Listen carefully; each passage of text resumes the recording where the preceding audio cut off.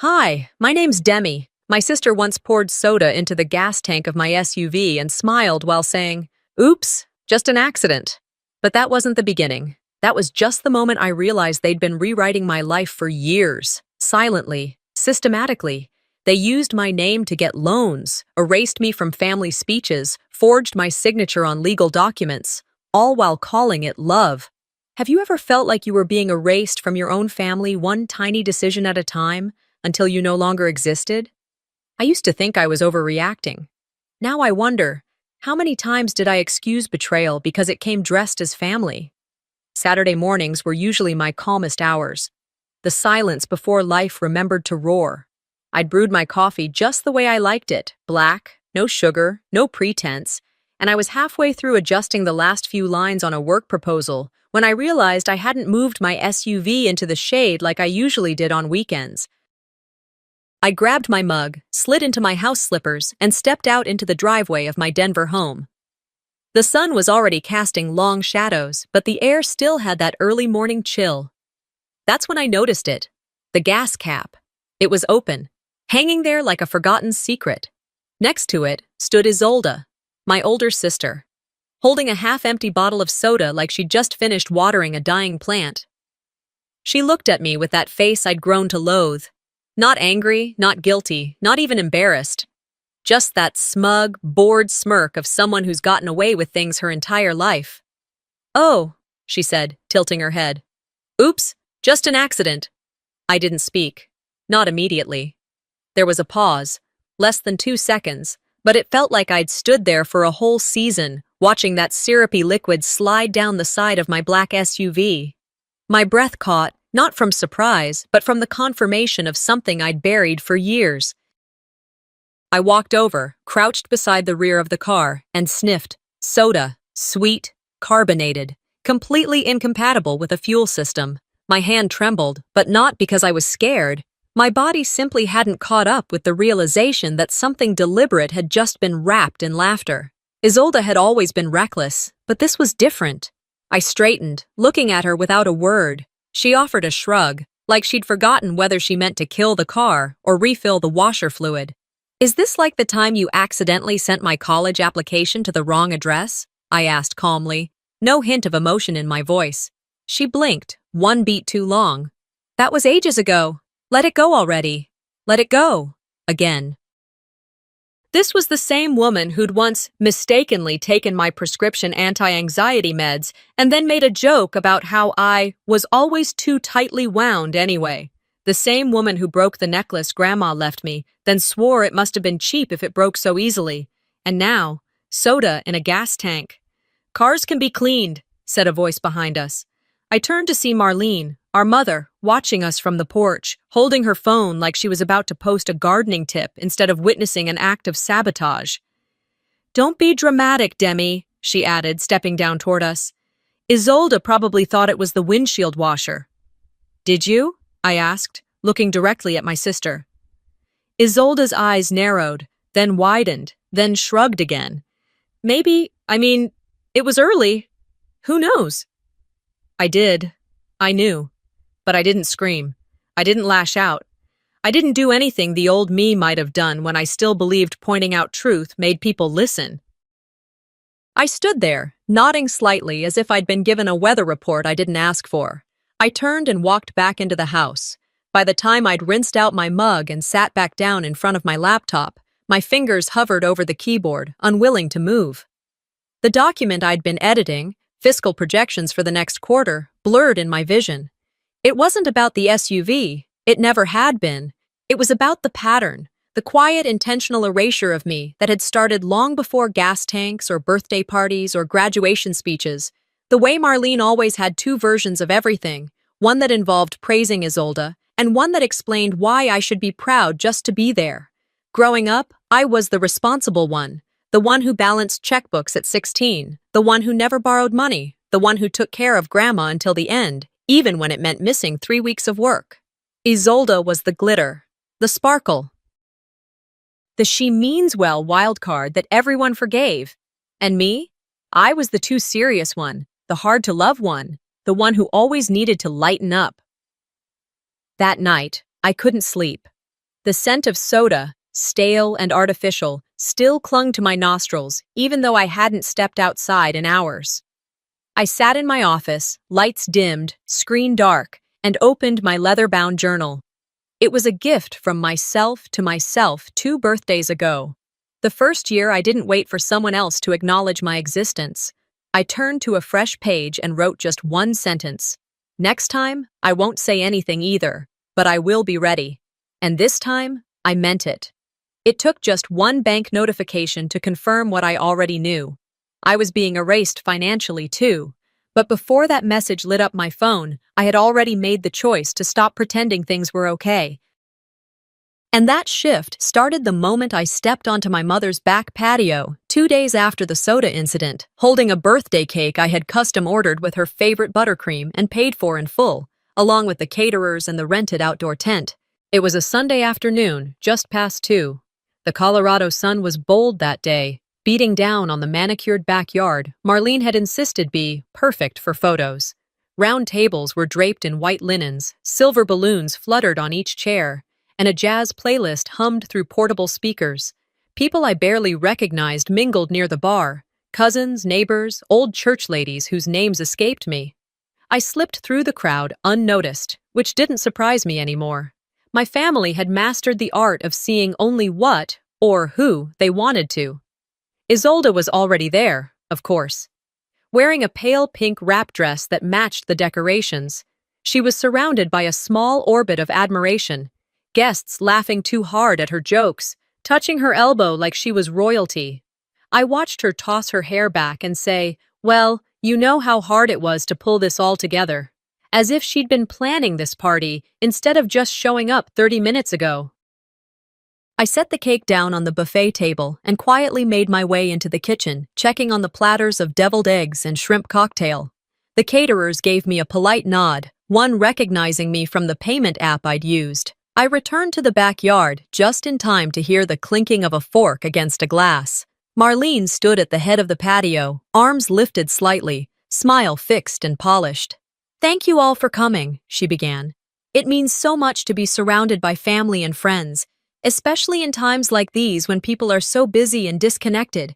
It's just special to have this moment together." She looked around, paused for effect, then placed her hand on Isolde's shoulder.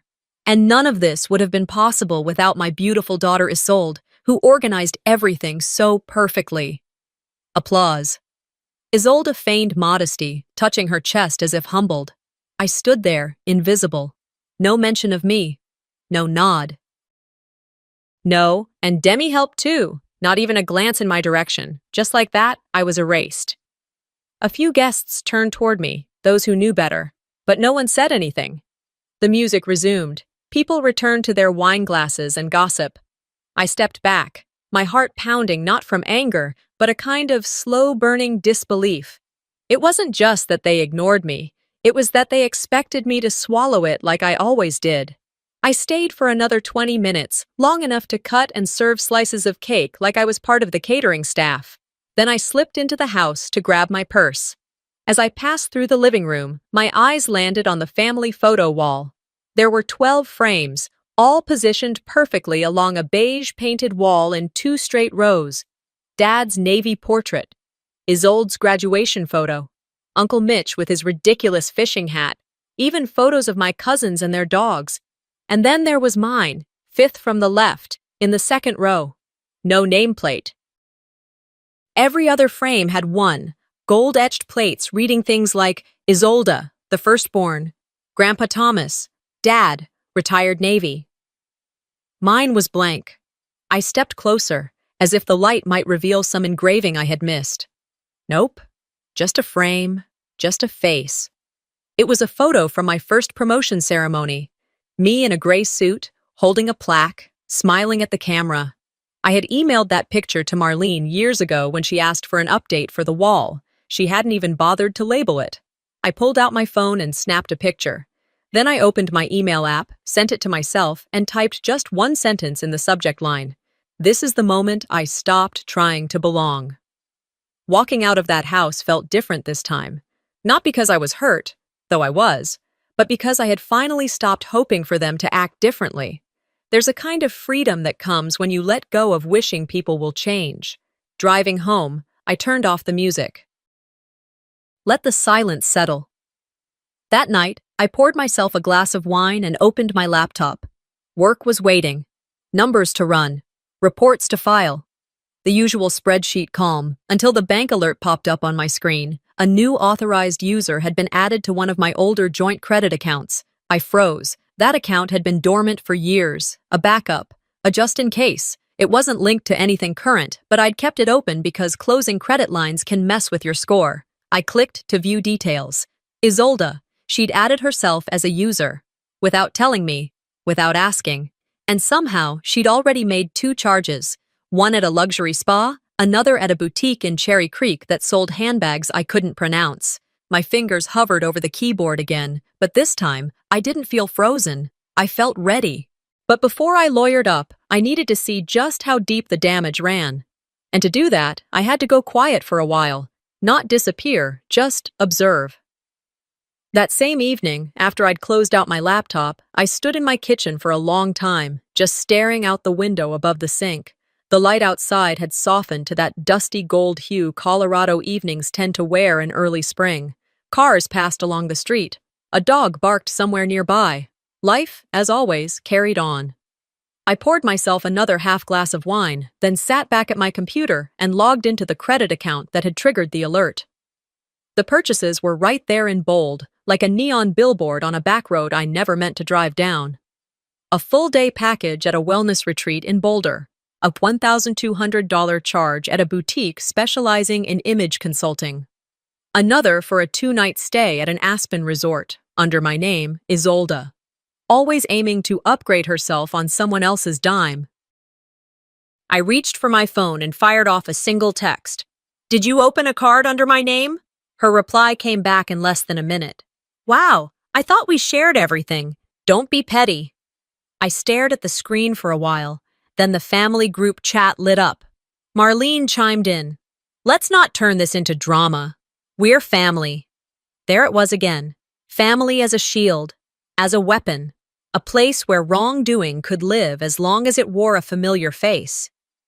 I didn't respond. Instead, the next morning, I called Noah. We hadn't talked in over a year, but he picked up on the third ring with a warm, surprised, "Demi, you okay?" "Not really," I said. "I need help."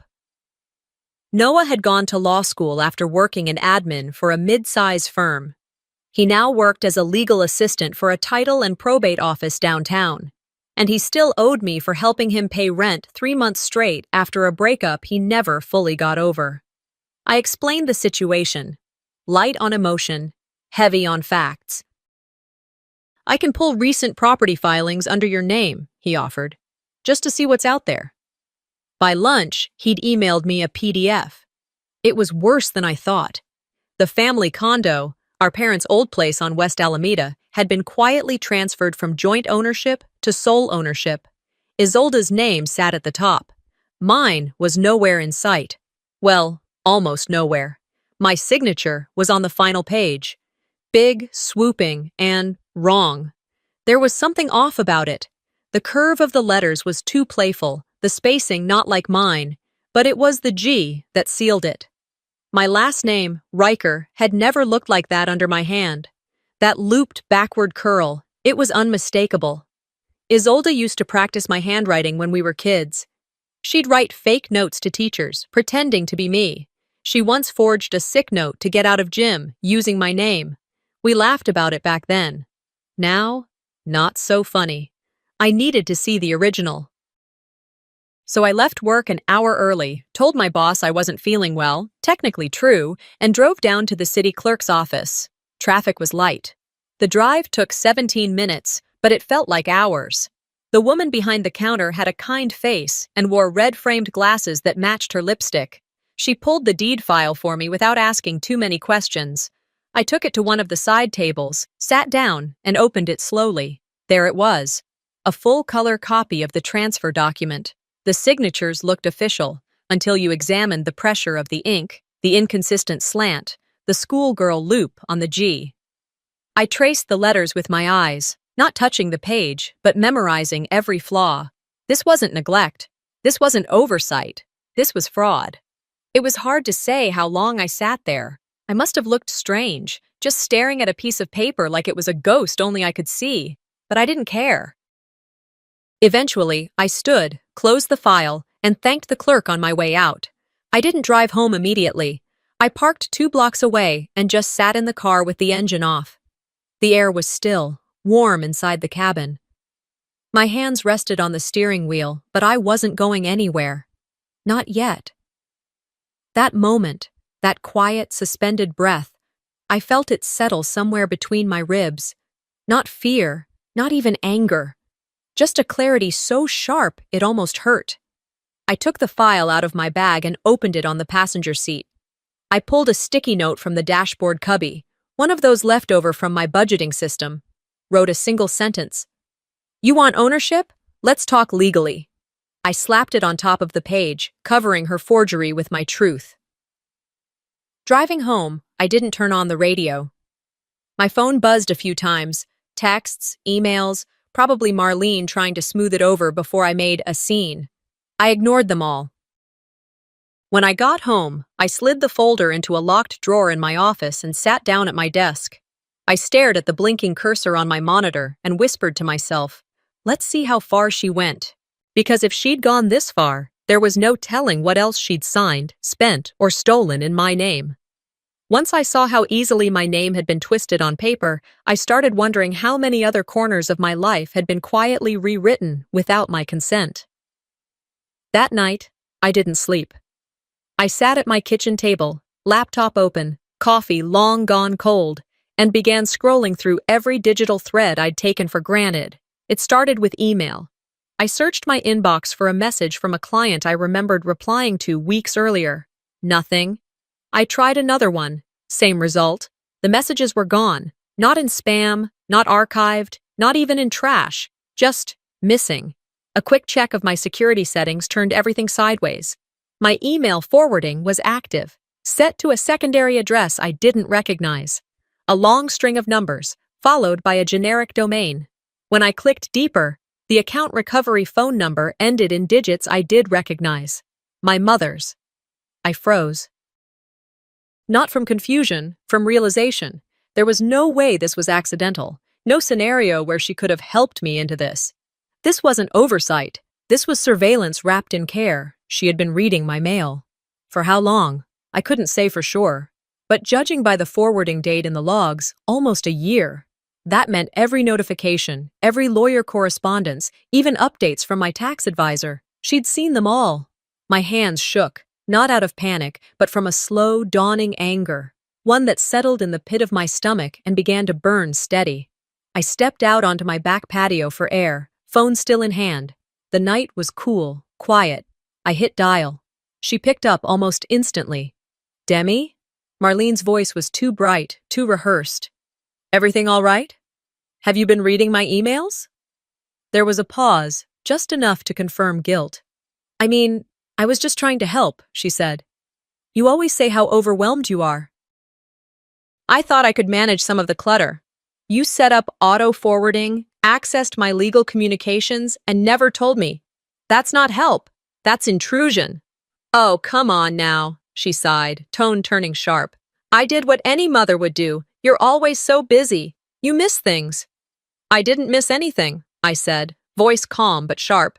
You stole access and justified it to yourself. Another pause. You're being dramatic. There it was again, my entire life in 2 words.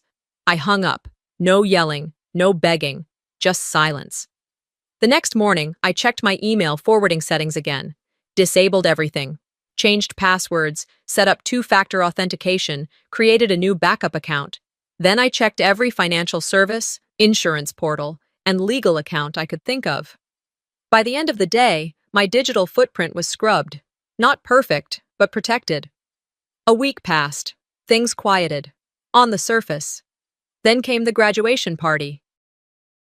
My cousin Ellie had invited me herself. I'd contributed to her final semester tuition, quietly. No one in the family knew.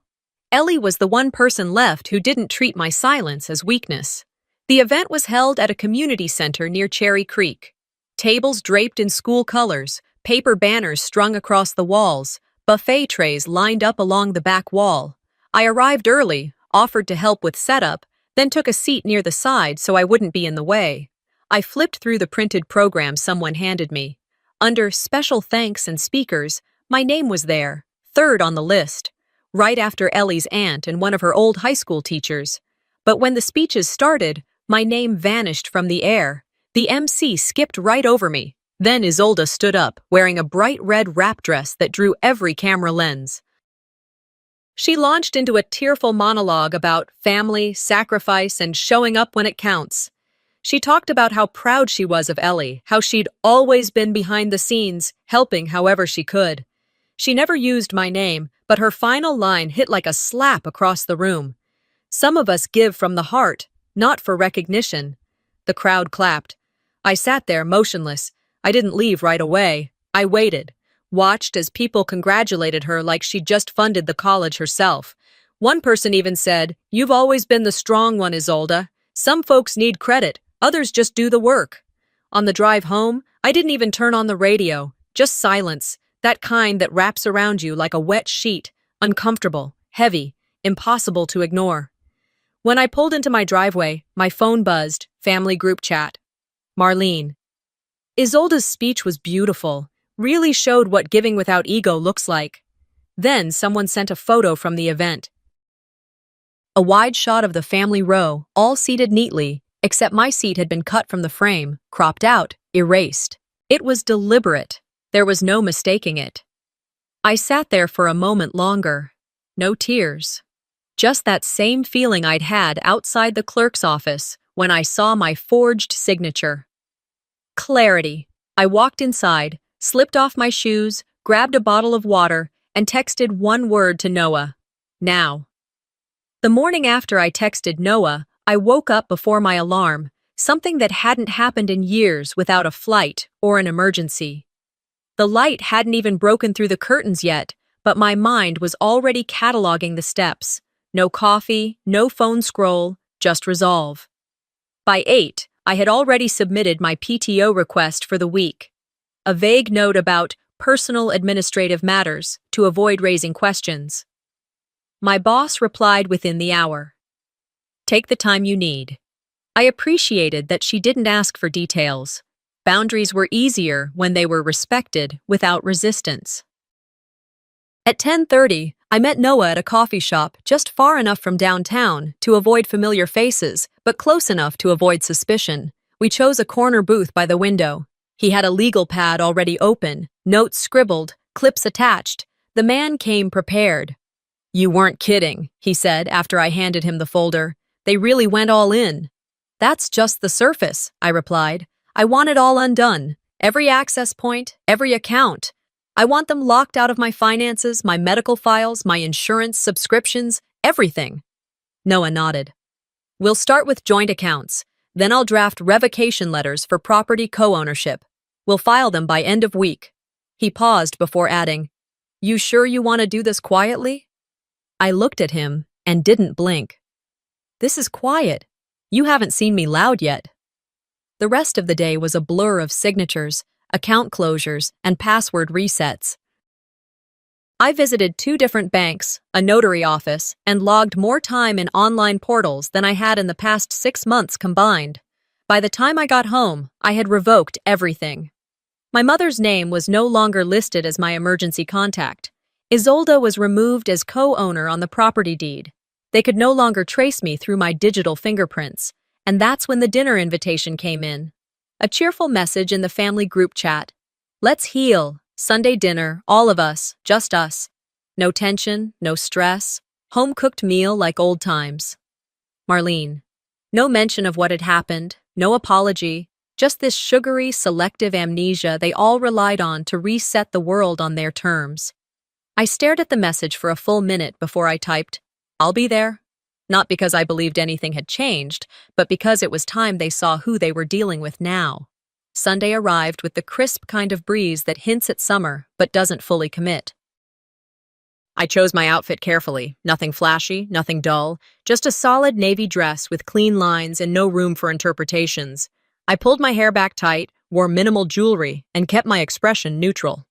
As I stepped into Marlene's house, the scent of garlic and butter hit me first. She was in the kitchen, stirring something on the stove. Her smile stretched too wide when she saw me. "Demi, you made it!" "Of course," I said, placing a small bottle of wine on the counter. "Wouldn't miss it." Isolde appeared in the dining room, rearranging silverware like it mattered.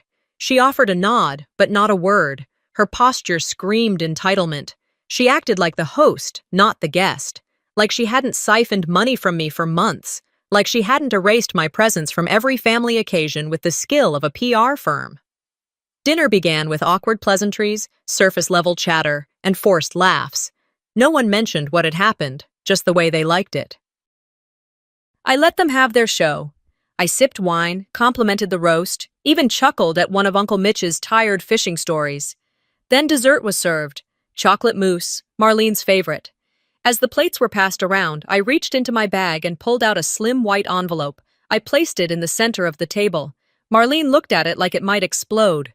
Isolde froze mid-spoonful. "What's this?" Marlene asked. "Just a few updates," I replied.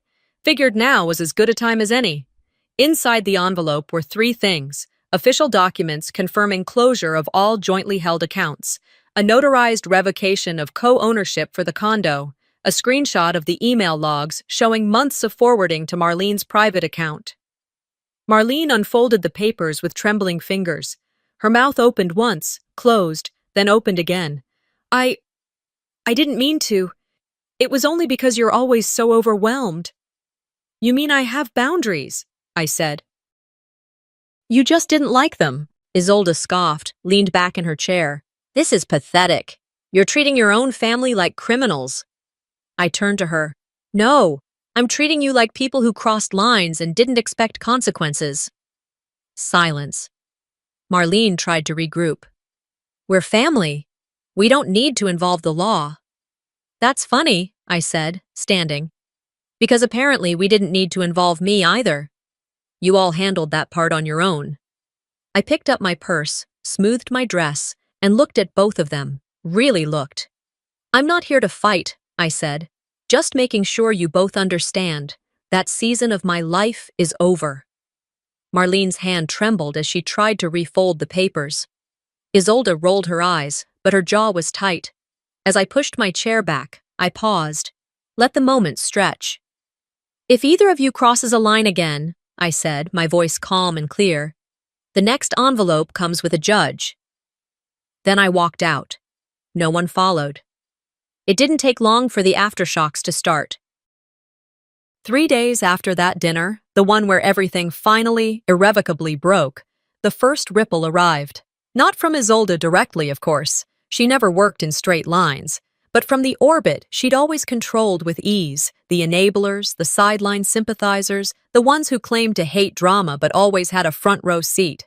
The family group chat, which had been eerily silent since I'd walked away, lit up again. This time, it was veiled concern masquerading as diplomacy, the kind of messages written with sugar on the tongue but knives under the fingernails. "Your sister's just been under so much stress lately, Demi. Maybe you could ease up a bit? I know money gets tricky, but did it really have to come to this? She's your sister. Come on, Dem. She didn't mean to hurt you. Don't punish her for being overwhelmed." Not a single person asked how I was doing. Not one message wondered aloud what it must have felt like to realize that my name, my credit, my history, my trust, had been treated like a shared family resource, like a debit card passed around behind my back. They painted it as punishment, as bitterness, as cold-heartedness, as though I'd simply woken up one morning and decided to ruin Isolde's life out of spite. I didn't reply. Instead, I muted the chat, poured myself a fresh cup of coffee, and dove into my work emails with the calm of someone who had already made peace with their decision. That afternoon, Noah called. "Hey, you sitting down?" "Give me a second." I lowered myself into the chair by my window, notebook still open beside me. "I ran the monitoring like you asked. Isolde's credit took a major dive. There's a repossession order pending." I didn't say anything at first, just stared blankly at the spreadsheet on my screen, its columns and numbers blurring into abstraction. "It's for the Range Rover," he added. "She missed 4 payments. It was originally under your name, remember? Even though you pulled off the lease last year, the restructure was never finalized." A pause. She assumed you'd keep covering it, because why wouldn't you? The silence that followed wasn't heavy. It was familiar. This was the pattern, Isolde leaping with the confidence that someone would catch her. Usually me. Later that evening, I was wrapping up a client report when I caught a glimpse of movement outside my window. At first, I wasn't sure why I turned to look. Maybe it was the low hiss of hydraulics. Maybe some part of me just knew. There she was, Isolde, standing at the edge of her driveway, arms crossed, mouth moving at warp speed. But the tow truck operator didn't blink. He'd seen this 100 times before. Another designer handbag, another angry protest, another, "This is a mistake." He finished the paperwork, hooked up the car, and drove off. Just like that, I didn't gloat. There was no twisted joy in watching it happen, just a quiet, steady reminder that eventually, gravity applies to everyone. 2 days later, the second fracture appeared. It was a text from Eileen, an old colleague of mine who now worked in compliance at a major marketing firm that handled influencer partnerships. "Hey, just so you know, your sister's name came up in a vendor audit. Her paperwork listed your credentials as a reference. It flagged as a fraud risk." I stared at the message for a beat, exhaling slowly before I typed back. "Thanks for the heads up."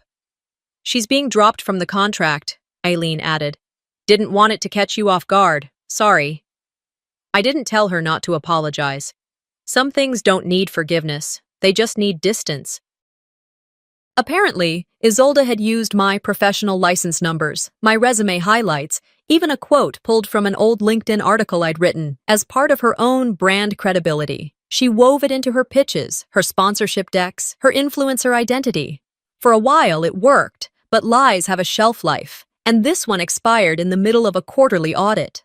There wasn't a public fallout, no dramatic cancellation, just digital silence.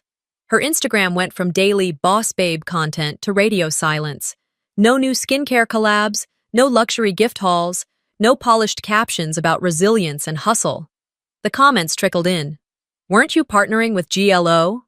No update on the retreat launch? Is everything okay?"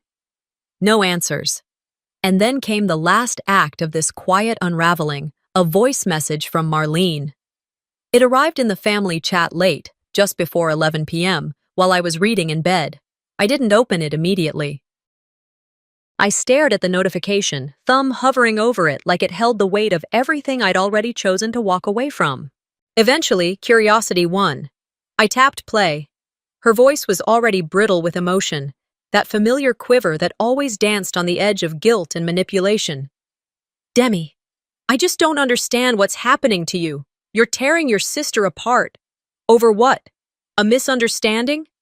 You used to be the one who held this family together. The kind one, the mature one. This isn't you." I paused it there. That was all I needed to hear. It was the clarity I hadn't realized I'd been waiting for. They didn't hate what I'd done. They hated that I finally stopped asking for permission. I scrolled back through the group chat, hovered for a breath, then tapped leave group. No fanfare, no message, no closing argument, just gone.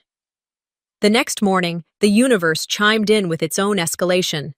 I was sitting at the table, finishing breakfast, scrambled eggs, grapefruit, coffee cooling beside me, when my phone buzzed with a notification. Subject, subpoena, request filed, property dispute. Plaintiff, Isolde Vance. I stared at the screen, my expression unchanged. Then I set the phone down calmly, wiped my mouth, and folded my napkin over the empty plate. No panic, just resolve. I walked to my office, opened my laptop, and began drafting the legal response. Counterclaim, fraud, identity misuse, attached, documentation, timeline, witnesses. If she wanted a courtroom, she'd get one, and this time, she wouldn't be able to crop the truth out of the frame. The message came just as I stepped out of the courthouse lobby, my heels clacking quietly on the concrete walkway, echoing against glass walls that had seen decades of other people's betrayals. Let's talk settlement before this hits the media. No name, just a number I didn't recognize, and no courage behind it. I didn't bother replying, because I hadn't come to negotiate. I hadn't walked into that courtroom, alone, carrying every document and every silence they'd ever handed me, just to be bartered with after the gavel dropped. The hearing had lasted less than an hour. Noah had been brilliant, calm, concise, not a single word wasted. He presented the packet we'd titled Timeline of Erasure, and that's exactly what it was. A brutal, factual documentation of everything they'd rewritten, my accounts, my property, my signature, my reputation. One by one, he laid it out for the judge. Exhibits A through F, forged deeds, doctored email forwarding rules, unauthorized credit authorizations, screenshots of Isolde's influencer profiles referencing my credentials. The judge, a man in his early 60s with sharp eyes and a tone that didn't rise above conversational, flipped through the files slowly. His silence didn't mean indifference, it meant understanding. He didn't need to ask questions. The paper did the talking. "There's enough here," he said finally, "to warrant full revocation of shared assets. This is not a minor miscommunication. It's a pattern." When Isolde tried to speak, the judge raised one hand slightly, not even looking at her. "You will speak only when you are no longer in contempt." Her mouth snapped shut. Marlene, seated beside her, looked pale. Paler than I'd ever seen her. She didn't argue. She didn't even look at me. She stared straight ahead, like the ceiling might save her. When the judge finalized the ruling, it was as if the last puzzle piece had clicked into place. I was awarded sole ownership of the condo. Marlene's name was removed from all financial affiliations and family accounts where she'd quietly lingered as an administrator. Isolde was ordered to cease any use of my name, credentials, likeness, or affiliation, professionally or personally. The judge added one more line before adjourning. Any future attempt to reinstate shared claims will require direct court approval. It was done. I walked out ahead of them, didn't wait to gloat, didn't turn to see if they followed. The corridor smelled like disinfectant and something vaguely metallic, probably the memory of too many verdicts gone cold. Outside, the air was dry. The sky, for once, didn't feel heavy. As I neared the parking garage, I saw them, Marlene and Isolde, huddled near the stairwell, whispering. Marlene was holding Isolde's hand, gently rubbing her shoulder like she used to when we were kids, and Isolde would throw tantrums in public. Her face was drawn, her mouth tight. Isolde's eyes were red, but her sobs were silent. She wasn't sorry. She was embarrassed. There's a difference. I didn't stop walking. Later that evening, I made myself a bowl of pasta, poured a glass of wine, and opened my laptop to check the final copies of the court documents Noah had sent over. Everything looked in order. Before shutting it down, I glanced at the phone again. Another text had come in, same unknown number. "This can still be private. Let's avoid escalation." I deleted it. The next morning, the Denver Post ran a story on digital fraud involving influencer marketing. It didn't name names, but it referenced a local civil case where credentials had been misused to land corporate sponsorships. I didn't send it to anyone. I didn't need to. An hour later, my old high school friend Kelly texted me a screenshot. "Is this about your sister?" I typed back, "Not my story to tell." She replied, "Well, whoever it is, I hope the real victim gets peace." I didn't correct her. That was enough. By afternoon, the family group chat, which I had long since left, exploded. My cousin forwarded me screenshots without asking. "You humiliated her. You've always been jealous. I hope you're happy." And finally, from Marlene herself. "You burned everything down over a piece of paper." That one stayed with me, not because it hurt, but because it was so wrong. They had burned it. I had just stopped pretending the ashes were confetti. That evening, I sat by the window in my living room. The light outside had softened into a dusky orange, the kind that made the tops of trees glow. A soft breeze nudged the curtain. I hadn't spoken to anyone all day, and I didn't mind. My phone buzzed once more. This time, it wasn't from a blocked number. It was a new message, from a law firm I didn't recognize. The subject line: Request to discuss mediation, Vance versus Riker. I closed the notification because I didn't need discussion. I didn't need settlement. I needed closure, and it was already mine. I didn't answer because I wasn't interested in going back. The message had been clear, desperate even, but it came too late and from the wrong place. Fear, not remorse.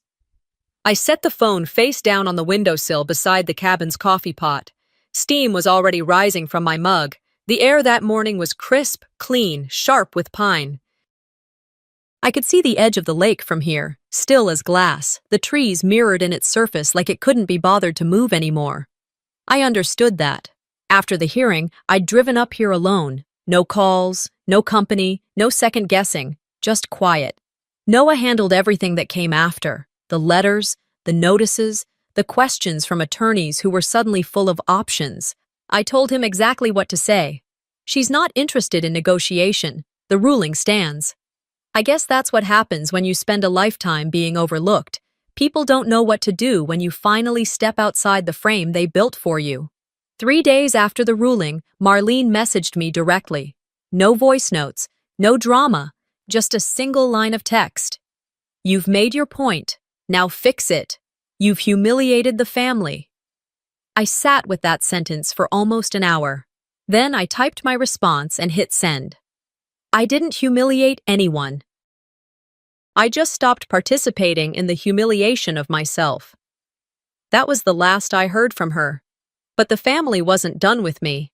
I found out through a forwarded email, because of course someone thought I should still be included, that a family meeting had been scheduled.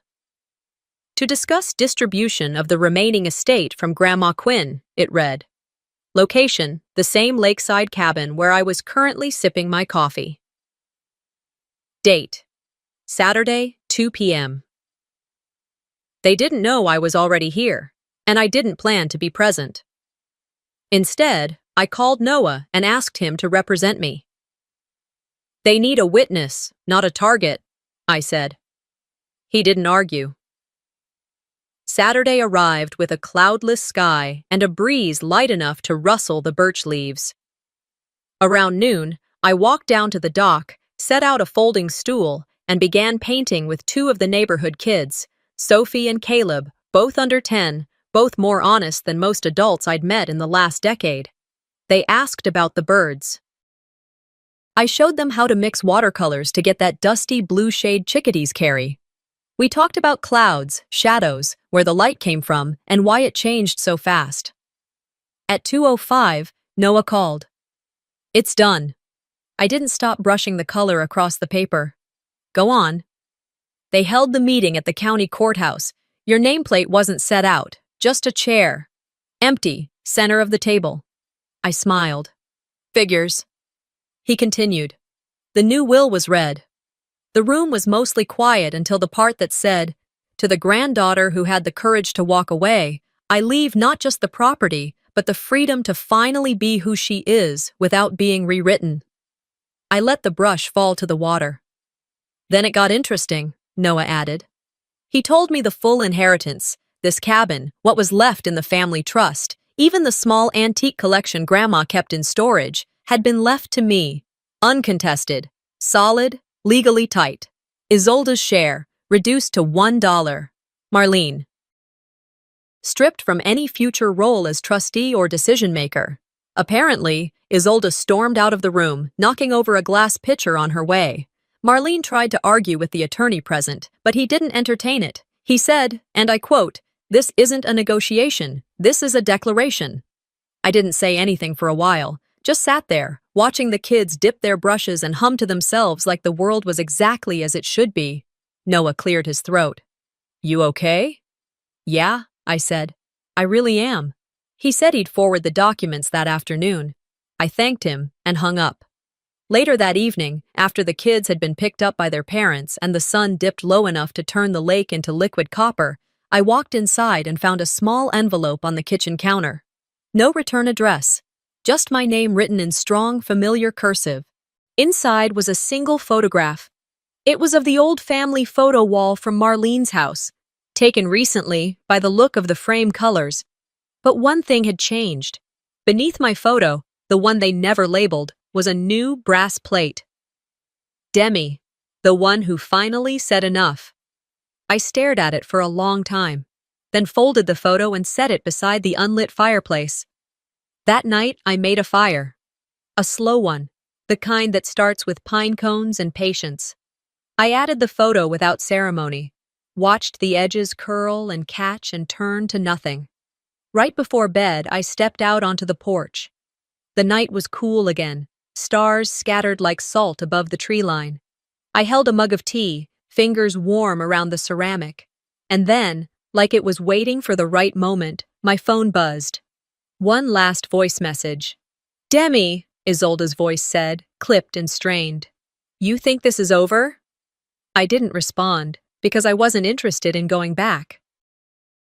I left the voice message to vanish on its own. No reply, no reaction. I didn't save it, didn't even listen to the whole thing, just deleted it without hesitation. There was no anger, no dramatic flare in my chest. Just calm, the kind of calm that comes when you know nothing they say can pull you back into the script you've already walked off. I leaned on the porch railing and watched the moon peek between the trees. The lake reflected its soft light like a mirror too tired to fight the night. Then I walked back inside the cabin, not as someone retreating, but someone claiming space. That night, after a hot shower and 2 pages of journaling, I sat at the kitchen table and wrote a single sentence that had been circling my thoughts for days. They lost access to me the moment I stopped defending my right to exist. I closed the journal and turned off the lamp. The kind of peace I carried wasn't loud. It didn't need to be. Not every closure comes with an apology. Some come with silence. And sometimes, silence is the most honest answer left. 3 days later, I checked the online forum where I'd anonymously posted a short version of my story. No names, no specific locations, just fragments of what it felt like to be erased and expected to smile through it. Buried beneath dozens of comments, one response stood out. "You gave me words for something I didn't know I was allowed to feel. Thank you, Demi." That was the first time anyone had used my name in a way that didn't expect me to flinch. I didn't reply. Just stared at the screen, letting the sentence wrap itself around parts of me that had been scraped raw. Whoever that person was, they'd reminded me that truth doesn't need an audience to matter. Later that week, on a Thursday morning draped in clouds, my father showed up unannounced. I heard his old pickup long before I saw him. It idled slow as it climbed the gravel path toward the cabin, crunching over loose stones, tires humming like they'd made this trip in his mind 100 times before. He didn't knock, just stood on the porch until I opened the door. We hadn't seen each other since the funeral. A silent man, always had been. He never took sides, just observed, a quiet presence in a noisy house. "Coffee?" I asked. He nodded. We sat on the porch, mugs warming our hands, saying nothing for a long time. The lake shimmered, half covered in morning mist. A pair of loons called out in the distance, breaking the stillness without shattering it. Finally, he spoke. "Your grandma saw this in you long before the rest of us caught on." I looked at him, searching for judgment in his face. But there was none. Just a softness that came not from regret, but from understanding. "I'm not looking for an apology," I said. "I'm not offering one," he replied gently. We sipped. The silence between us wasn't heavy like it used to be. It was something else now, mutual. Before he left, he handed me a wooden box, said Grandma had meant for me to have it, but didn't get the chance to deliver it herself. Inside were old sketches of this cabin, her first drawings when she dreamed of having a place far from the noise, and tucked between the pages, in her spidery cursive, "This is where peace lives. Protect it." That afternoon I walked into town. It was market day. Local honey, ceramic bowls, kids playing tag between vendor booths. A woman named Cheryl from the bakery waved me over. I bought a loaf of sourdough, then stopped by the hardware store. It was time. Back at the cabin, I took the old metal plaque off the post at the edge of the driveway, the one that read Quinn Family Cabin. I replaced it with a new one I'd had made the week before. Safe ground. Not dramatic, not loud, just true. Life after that became rhythm. I taught watercolor to kids at the library on Saturdays, repainted the shutters on the cabin myself, fixed the passenger window on my SUV, finally. No calls to Marlene for help, no borrowed favors, just me and a YouTube tutorial and a wrench that didn't quite fit, but worked anyway. One evening, the town hosted a community dinner in the school gym, potluck style, folding tables lined with crock pots and casseroles, paper plates stacked high. I brought roasted vegetables and banana bread. At the check-in table, a teenage volunteer handed me a name tag. "Write your name clearly," she said, handing me a Sharpie. I didn't hesitate, didn't shorten it, didn't second guess. "Hello, my name is..." Demi. Midway through dinner, while refilling my cup with apple cider, a woman approached me. Late 40s, hair pulled back in a braid, soft eyes that had seen too much and learned how to carry it quietly. "You're the one who stood up to them, right?" she asked. I blinked. "Sorry?" She smiled. "Your story, that post, it made it around, even without your name. But someone said you lived out here now, that it might be you." I didn't panic, didn't feel exposed. Instead, I smiled back. "No," I said. "I just finally stood up for myself." When the dinner ended, I stepped outside. The air had cooled, but the wind was soft. The street lamps buzzed faintly, casting long shadows across the sidewalk. I paused before getting in the car. "I'm not healed completely," I whispered, voice steady. "But I'm no longer hiding. That's more than enough for now." Sometimes the deepest betrayal doesn't come from strangers. It comes from the people who share your last name. This story isn't just about revenge. It's about reclaiming your voice after being silenced, choosing truth over peace, and realizing that walking away is sometimes the most powerful stand you can take. Have you ever felt erased by your own family? What would you have done in Demi's shoes? If this story resonated with you, don't forget to like, comment, and subscribe for more real, emotional stories that hit home. Your voice matters here.